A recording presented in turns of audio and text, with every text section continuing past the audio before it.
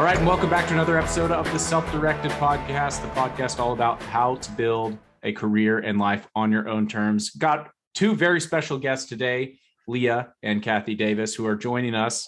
Leah is a recent alumni of Praxis, has just started out in the real world, and we've got mom joining her today to just share their experience as a family making the decision to do Praxis over other options and kind of their experiences. So without further ado, we're going to get into some questions here more from their experience. I'm going to open it up and let you all both introduce yourselves. Thank you for joining us today. Yeah, totally. So my name is Leah Davis. I am 18 years old. We live in Iowa, pretty much like the dead center of Iowa. And I don't know, we've always just kind of been pretty against the current family. I've been homeschooled my entire life. And so looking at college never really seemed like my thing. Since I've just always been in charge of my own education. So Praxis just kind of seemed like a natural fit. Great, thanks. Yeah. And my name is Kathy Davis. And like Leah said, we are smack dab in the center of rural Iowa. And my husband and I, between the two of us, we have 3 degrees from Iowa State University. Go Cyclones. And most of my family also attended Iowa State. And in raising our kids, I just assumed, obviously, they would go to Iowa State. They would follow in their parents' footsteps and be Cyclones. But I tend to have a very contrarian view of the world. And the closer that it got to the time that we would make those decisions, I just started to be more and more bothered by things that I saw. And, we're Christians, we're homeschoolers.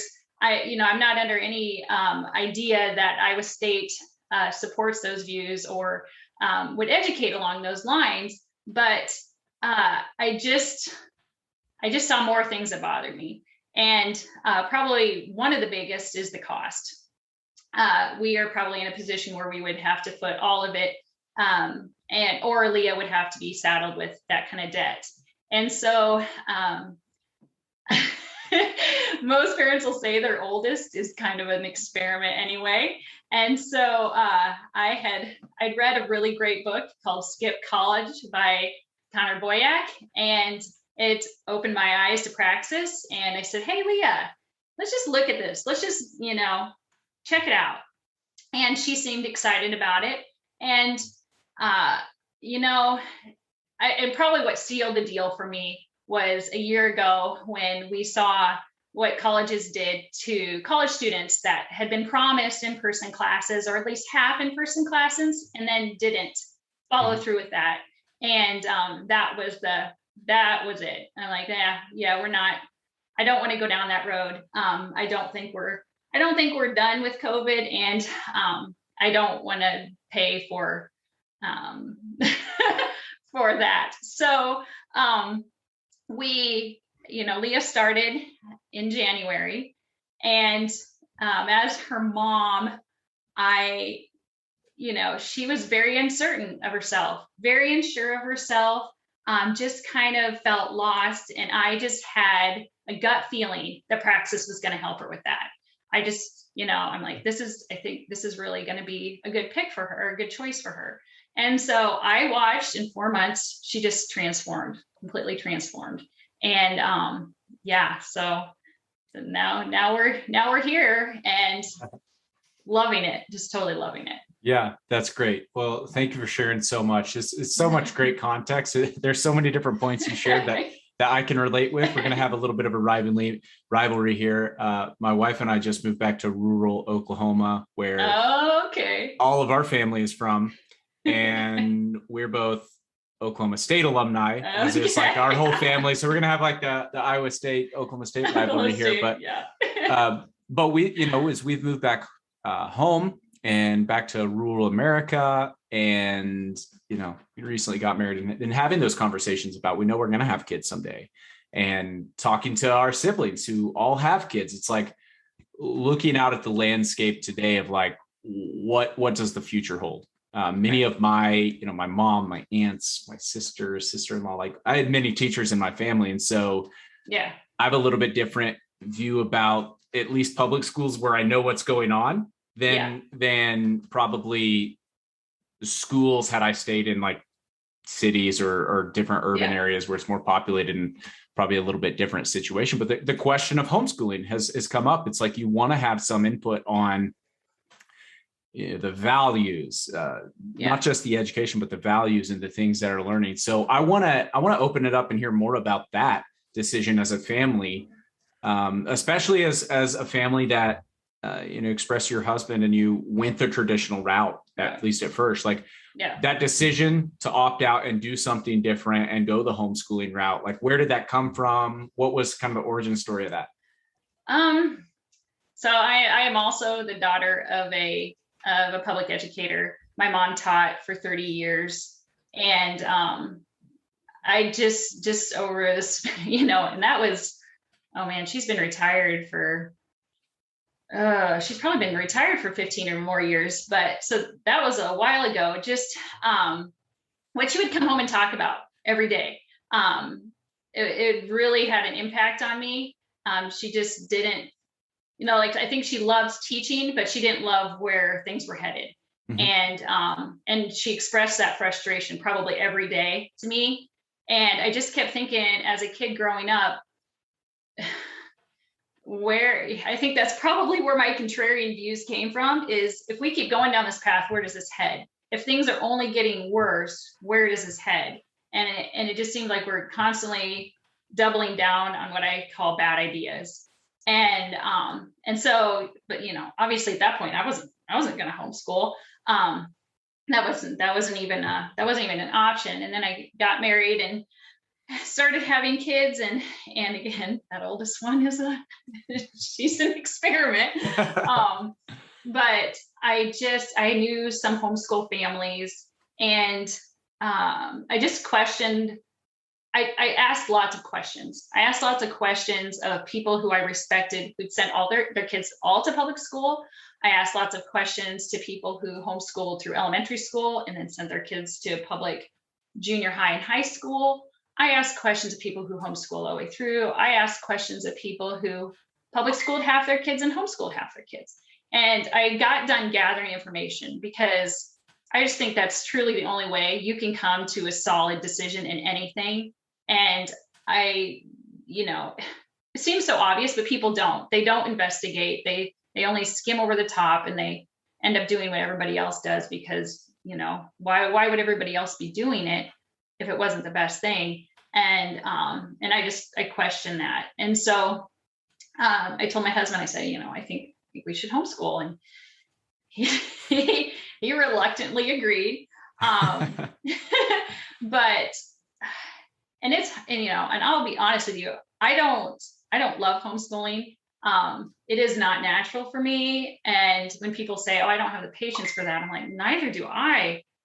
Just ask Leah. I don't at all. But what I've enjoyed, or why I continue to do it, because she's still got 3 other siblings at home, but why I continue to do it is the fruit. I don't love the day-to-day, but I love the lifestyle it allows us. I love seeing my kids discover things. Like when Leah was growing up, she figured out that she just got into this thing where she likes studying the Kennedys. And I would come in and she's like watching all these YouTube videos about the Kennedy family. And for a while it was Titanic. Do you remember that, Leah? Yeah. I was really into that. Yeah. And so she would just take these things and just dive into them. And I just thought it was really, really neat that she did that. And so I just love the freedom that it allows us as a family. And and she's, she'd be the first to tell you, I don't really think, do you really feel like you ever missed out on anything, Leah? I don't think she would say she would. Out of everyone, I get asked all the time, don't you wish she'd done this? Don't you wish she'd there's always the thing where they say, homeschoolers, oh, do you have a social life? I'm just like, yeah, I have so much of a social life that, we always have our friends come over after they're done with school, or We'd be waiting patiently for the neighbor girls to get dropped off for the bus so we could play with them. Like, I felt like I had more of a social life than anyone. And I never felt like, like people ask me, what about prom? What about, there's all these things. And I'm just like, I literally, like, I'm getting so many other experiences that they have no clue. Yep. I got to go on like a month-long trip, to this, one place because we did school earlier and were able to do it on the road. And we got to go places that nobody else could to go to, or didn't have to stand in lines because everybody else was in school. Like, I feel like there are so many other things that made up for the experiences that I was missing out on. So yeah, I definitely do not, especially the things you're forced to do. Like, I decided to go to prom with a friend this last fall. And yeah, there are some things where I'm just like, I'm very, spring. But I'm definitely like, I'm glad I'm not with all these people, and I'm, there's all these people I could be influenced by, and I'm glad that I'm not. And instead I get to choose who influences me, get to choose kind of what path I go down instead of just, being handed a pool of people that influence me. So I'm really thankful that I get to choose the type of people who like go after big goals and have alternative views of life and aren't just, going down the path you're supposed to go down. I really appreciated being able to pick my pool of people to surround myself with. Yep. That's great. That's great insight. So as you've gotten older, Leah, coming from that homeschool background and nearing your traditional kind of graduation date, I'm about to become an adult and face the real world. Like, were there already goals that you had in mind? Was there some career path you were interested in, or the conversation of like, hey, I want to go to college and figure things out? Like, what was kind of the time horizon and the option set you were looking at as you were getting close? You're getting in your later high school years and thinking about what's next. Like, what was going on for you? I honestly didn't really know. I was really clueless, but all I know is I wanted to have a flexible schedule eventually at some point. Like, I want to be like my mom. I want to, work from home or, be able to homeschool my kids. So I'm like, if I have some kind of entrepreneurial thing, something that I get to pick my own hours and I can like homeschool my kids in the morning, like have some kind of flexibility. Because that's one of the things I've loved about our lifestyle is having flexibility to just pick up everything and move, like be able to just do things. That's something I've really appreciated. And I wanted that. I still want that for sure. But like having a direct path, like there's nothing that really got me excited. Like for the longest time, when I was a kid, I wanted to be a photographer. It's like, there's so many photographers out there.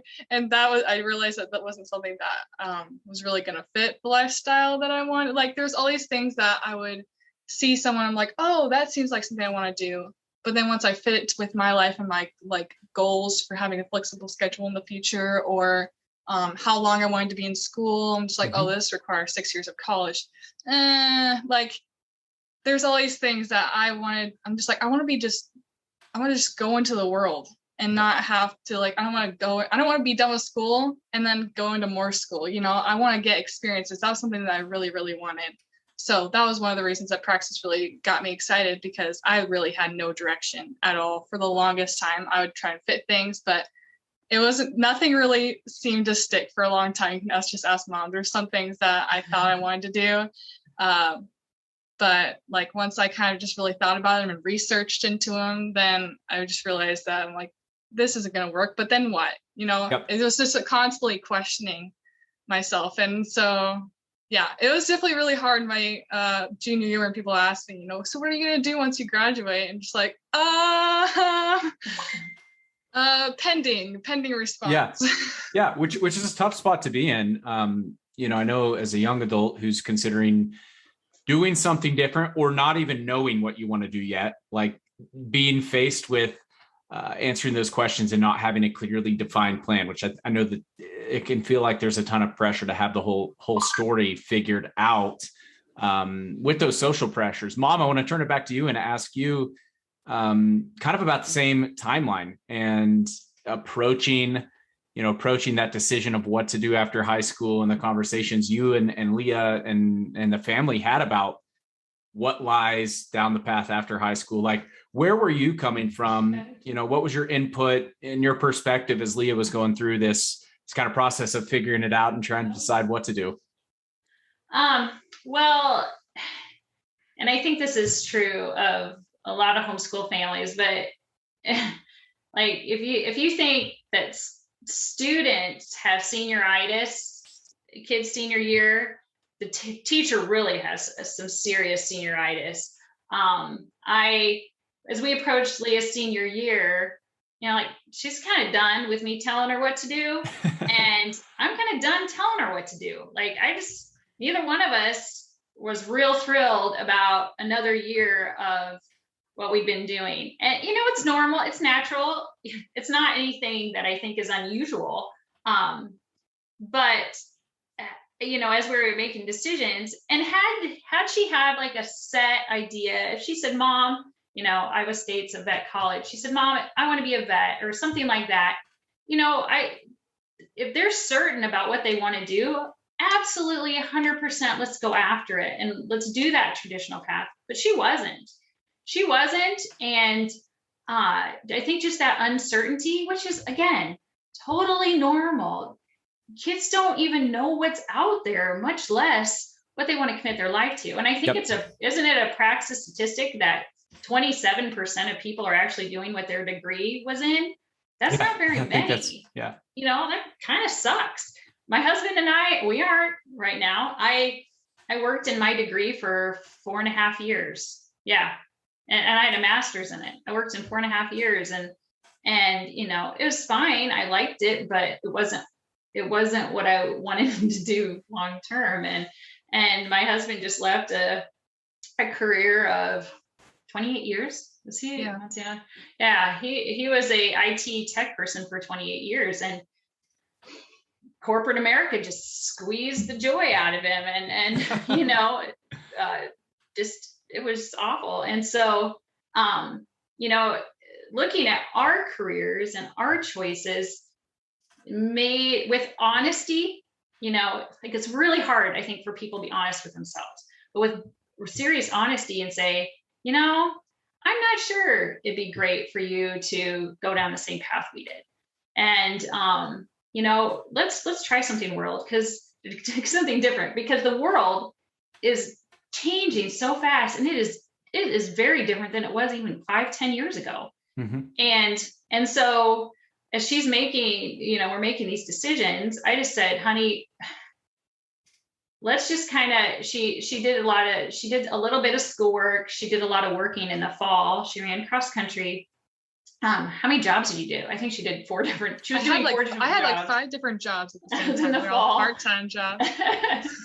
And but then when she started, you know, it worked out well for her to start Praxis in January, and so that's what she did, and it worked out great. She's answering to someone else. She's under, you know, you guys's guidelines and deadlines and all of that. It just worked fantastic. It was the best thing ever.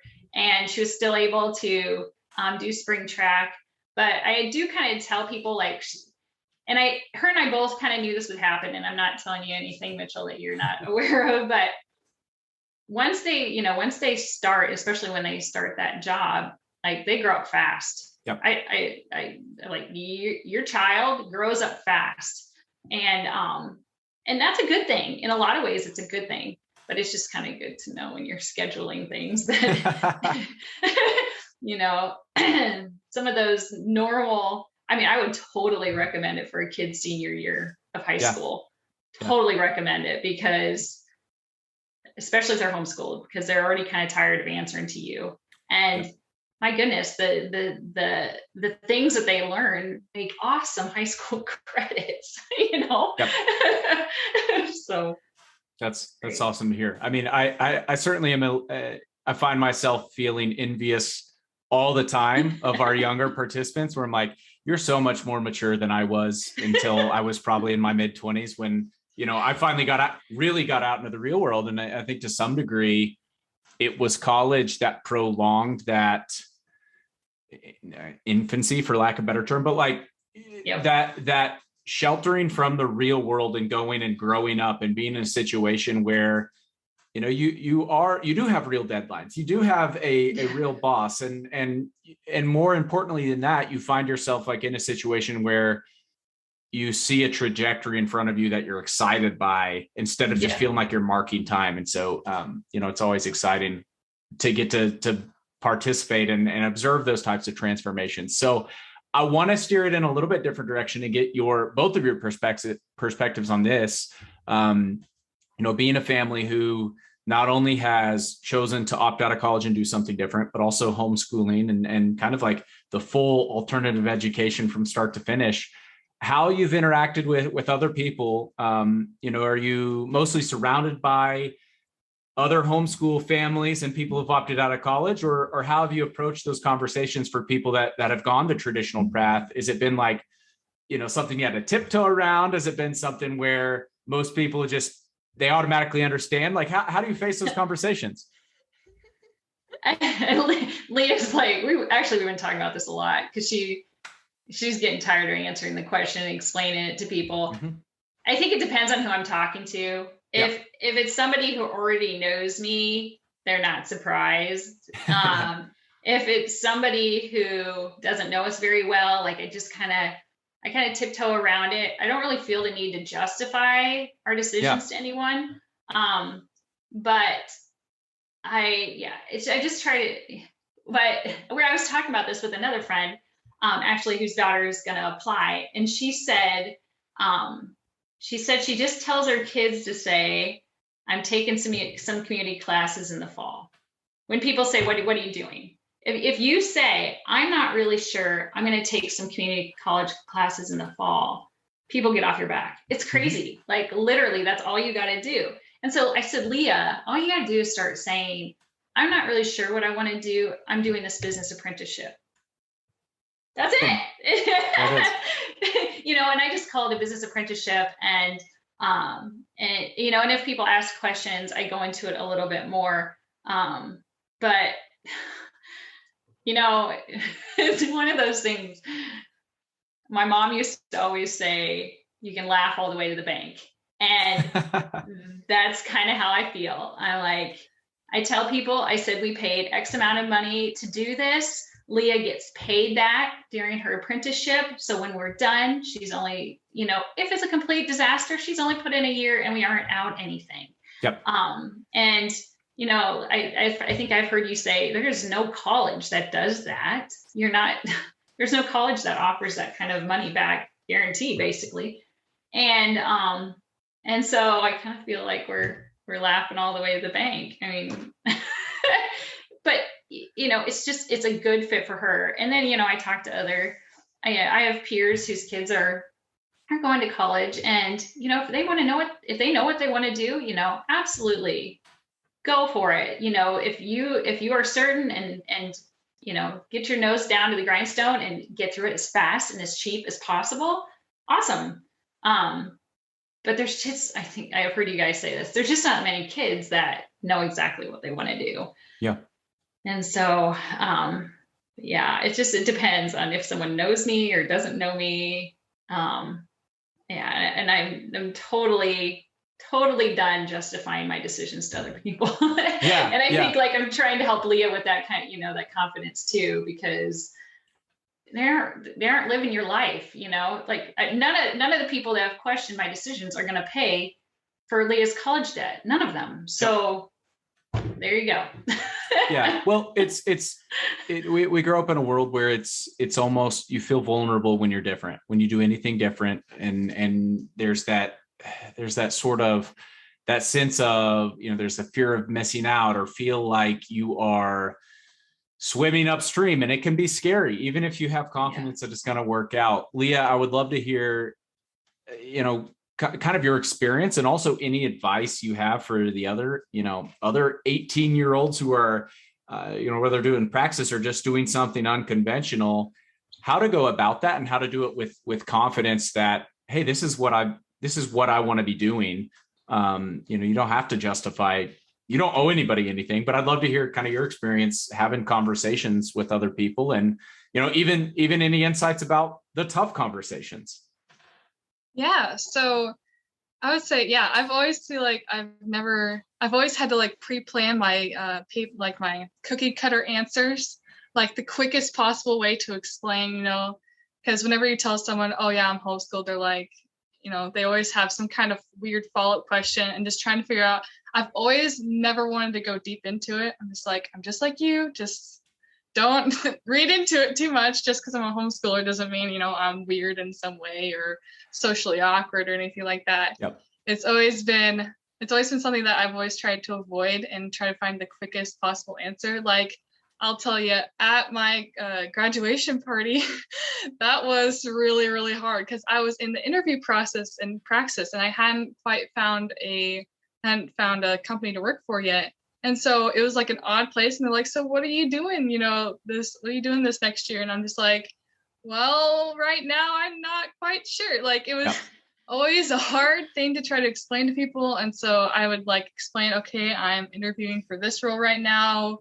Should hear from them at this time. And they're like, so what's the role for? Like, they'd always keep asking, I'm like, stop. I'm just like, you'll hear about it eventually when I like actually succeed in, getting an internship, and then I can tell you more about it later. But it was definitely always something that was I was just like, okay, can we talk about literally anything else? Because it never was something that I wanted to explain, or because, as soon as you start explaining, you start feeling like you have to justify yourself. Like, oh, I'm going this alternative route, then, well, why are you doing that? And trying to explain your reasoning for doing that. That was always something that I was always want to avoid. It's like, why do you need to know why I'm doing what I'm doing? Especially if it's like a relative that like I never see. It's like, you don't care about what I'm doing. Stop asking. Yeah. So it was I would say for advice on that kind of thing, I definitely found it easier to just like, find the areas and definitely judge on how, like, where someone is, like, how well do they know you? Like, there's some people that I know them and I'm like, okay, this is how they're going to think about what I'm doing. And so I'll kind of change how I explain it to them. Like, there's some people who are way like, oh, you homeschool, cool. I have a neighbor who does that, and there's some people who are like, homeschooling, I literally only, hear about the stereotypes. And so like, you kind of have to have like kind of understand the person that you're talking to and kind of where they're coming from. Like, my relatives, they like, it goes right over their head anything I talk to them about homeschooling or Praxis, because they like, that world does not exist to them. They cannot comprehend it. And so I always just be like, okay, so it's like trade schools. It's like a trade school, but for, customer success. So that's always how I'd explain it to them, something along those lines. You need to really adjust it. And then there's some people who have been like following me on Facebook and seeing my weekly updates, and they kind of know what Praxis is, but they have more questions. Then I'm like, okay, you kind of know what I'm doing. And so it's worth further explaining to you because you're not going to judge me or you're just intrigued. And so like, that's another thing is you have to figure out if they're intrigued or just like trying like, figure out if you know what you're doing or know where you're going in life. Like, it always depends on the person, but I just always have confidence in like what you want to do. If you made a decision, there's a reason you made that decision. The only reason you should be like questioning if you ever question yourself about a decision you made, well, why did you make that decision?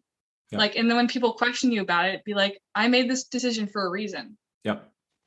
There should be no reason you should be questioning yourself if you thought through really well a decision. Like, I never, like, sometimes I feel like I need to justify Praxis or homeschooling, like why my mom decided to homeschool us. Like, I never regretted it. I was always super happy to be homeschooled. I love Praxis. Like, it's none of the decisions I've made I've regretted in those areas.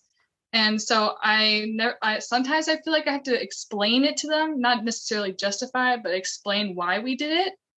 And you should never have to like doubt or like, maybe this wasn't a good idea, because whatever made you make that decision, like, trust yourself in that. Like, I've never questioned Praxis because I'm just like, this fit me the best and I don't have debt afterwards and I actually get experience, which is something I've always wanted. So why should I question it or, have to justify it to you? So it's always just have confidence in yourself. And when it comes to people, you just kind of have to read them and see where they're coming from and how well they're going to understand and how to explain it to them, because it definitely changes every single time. Yeah. And go ahead. I do think like the way Praxis has them learn out loud on Facebook, I think was really helpful, because people who truly cared would come up to me and her and say, oh, I've been reading what you're doing. And they're paying attention to that. Mm-hmm. And they see the growth and change in her. And at her graduation party, like, so she had people question her, and people would come to me, and the number of people who leaned over to me and they're like, I'm really impressed, or I don't blame you for not wanting to choose something different. Like, there was a lot of people who did that. And so I think just knowing people are watching, even if they don't say a lot, people are watching and paying attention because they want, I truly believe they want an alternative. And they know that, you know, the path that is being offered mainstream isn't maybe for everyone. Yeah. Yeah, definitely. And even doing alternatives is not necessarily for everyone, but I think you both made a good point. And one of the things I think back to is like, you will be known by your fruits. Like, I think it can be so difficult, challenging, frustrating, sometimes discouraging when you are doing something different, or when you're going out and blazing your own trail, even if you're starting like a blog, you know, you're just starting something new. Even if it isn't contrarian or different, it can be difficult, and to feel like you have to explain yourselves, or to justify, or to, you know, and in many senses can feel very vulnerable, because we have this kind of like one-dimensional view of success. That's kind of the popular narrative. It's like, here are the goalposts. Here's how success is measured, and that way of keeping score, it's not a one-size-fits all thing. We all have our own goals. We all have our own priorities, the own kind of litmus test for what's important to us and what activities make sense for that. So the fact that you're out there like producing results, I think that always just speaks better than trying to justify or give an argument or something. It's like, hey, here are the results I got doing this thing. So like, what's there to argue about? You know, what's there to say other than the results? But I know that it can feel difficult and be challenging in the messy middle while you're working toward the end result. So power to you both for being out there on the front lines, even if it doesn't feel like it. Homeschooling, the one hopeful thing out of the past 18 months, silver lining, is like, so many people are turning to homeschool as an alternative route. And so in some senses, you all are the experts in a world where many people are now asking themselves, what's the best way to do this for the first time? And so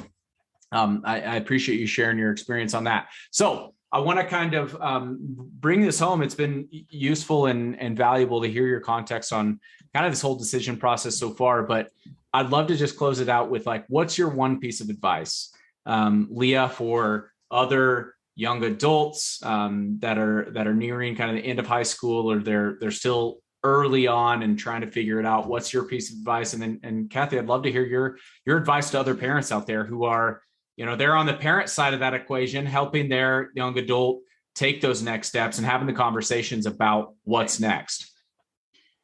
Go ahead, Leah. Yeah, I would definitely say one of the biggest things that I've learned over like doing Praxis has been that the best way to combat fear is to be knowledgeable, like to know about something, is to not let fear control you or paralyze you, because that's something that I've really learned. Like, I plan on moving out in October, which is absolutely insane. I think I'm crazy. I've told a friend of mine that I'm just like, I'm not saying that you should do this. I think I'm crazy, but this is like the best path for me. And, you know, they just look at me like with their eyes kind of glazed over, because what are you doing? Like, who would move out so soon? You know, like you're still 18. Like, you know, everybody else just kind of sticks around at home. You know, like I know so many people like that. And yeah, I had fear for a while, but then I identified my fear. I'm just like, I'm just scared, you know, that I'm, you know, gonna miss something and not pay the right taxes, you know, or like, you know, I have, you know, little fears like that. but once I figured out that those, like, I identified the fears and I figured out, okay, that's what's stopping me. Even though I really do want this, like, I feel like this is going to be a great path for me. This is really going to teach me what I like, help me to grow to be adult. Cause I kind of want to jump into being an adult. I don't want to do what college does and delay adolescence, and the best way, like, once you identify the fear, like, learn all you can about it. Yep. Like, my company, like, we're going on a company retreat here in, October, right before I plan on moving out. And that was a really scary thing that settled in for me. But once I was just like, okay, I do want to do this. Here's my fears. Okay, now let's do all the preparation. Let's study. Like, if I'm scared that the plane is going to, I'm scared of traveling, out of the US. Okay, then let's do all the research we can to figure out how to do this, like overload in research. And that's the best way, like, to go about and get your goals, is to identify your fear and then learn all you can to prevent, what you're afraid of, or just at least feel prepared if it's going to happen. Like, if you think that the airplane is going to fall out of the sky, well, then bring a parachute, like, just kind of thinking like that, along those lines of, don't let fear paralyze you. Don't let it stop you from doing what you want, or even if you're not sure if it's what you want, doing what's best for you. And then, like, just learn about it.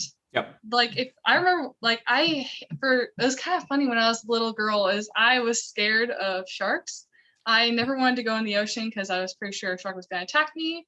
And part of that was because I did a lot of research on sharks. But sharks quickly became my favorite type of animal because I learned about how amazing they are. And I learned, this is what you do if you see a shark in the water, like, don't, how to avoid a shark attack. Like, and so, like, I'm not scared to go in the ocean, and I quit being scared of going into the ocean. So there's a line of, you need to learn about what you're afraid of, and you're going to, like, do amazing things once you throw that fear to the side. Not necessarily exactly all the way to the side, but acknowledge it, identify it, and just learn from it or prepare for it. Do the best you can, and just don't let it stop you in your tracks. Yep. It makes me think of, like, when you're a kid in bed and you hear something bump in the middle of the night and you flip the light on and you're like, oh my gosh, nothing's there. And it's that it's sometimes that the figments of our imagination are sometimes worse than what things really are. And illuminating those fears and getting the information you need is a good way to combat that kind of, like, imagine worst case scenario, the monsters that are out there. So that's great advice. Kathy, what about you? Well, it's kind of same for parents. I mean, I think a lot of decisions, I hear parents questioning, it's their fears. It's their fears for their kids. And it's kind of the exact same thing Leah just said. As parents, identify what it is you're afraid of and deal with it. And you guys talk a lot about this, and I've heard this on some of your other podcasts. Their youth is when they can do those high risk things. Mm-hmm. It's different. So my husband and I, he left corporate America with 4 kids at home, and we were pretty used to a decent monthly salary, and replacing that monthly salary was hard. Yep. And starting down that uncommon path and doing something different would be a lot easier when we were 18. And we look at each other and we say that all the time. We wish we would have made these decisions 10, 15 years ago, and things would look a lot different. Yep. And so I think knowing, and two, so, some parents' fears are, how much money is my kid going to make when they're done with Praxis? I think I caught on one of your podcasts, the average monthly or yearly salary for someone leaving Praxis is $50,000 once they're done. Yep. And look up what a 4-year degree is. It's also $50,000. Yep. So, identify those things, pin them down, and say, hey, it is a lot easier for kids to do those riskier things when they're, and I mean risky as in career decisions, not driving drunk or that kind of risk, but good calculated risk when they're young. And what are you out? I mean, honestly, what are you out? And people who are making judgments about your decisions, their opinion doesn't matter anyway. Yeah. it only gets harder the more financial and familial obligations that you have, and all those things, they get harder. They get harder and harder as you get older. As I'm starting to learn, entering like a new chapter in my life, getting older too. But I'm so envious all the time when we're working with young adults, and I tell people this every time when we're starting Praxis. I'm like, I'm so jealous of the seat you're in right now, because you're still in the early innings and you've got so many opportunities. Just, be excited, say yes to the opportunities now while you still can recover, and go get that life experience out there. So also, great advice for other parents, for other young adults that are out there. Thank you both for sharing some of your afternoon to talk with me more about your experience and your perspectives. It's been another episode of the Self-Directed podcast. Let us know in the comments any thoughts, questions, comments about this episode, and we'll be back again with another one soon. Thanks as always for listening.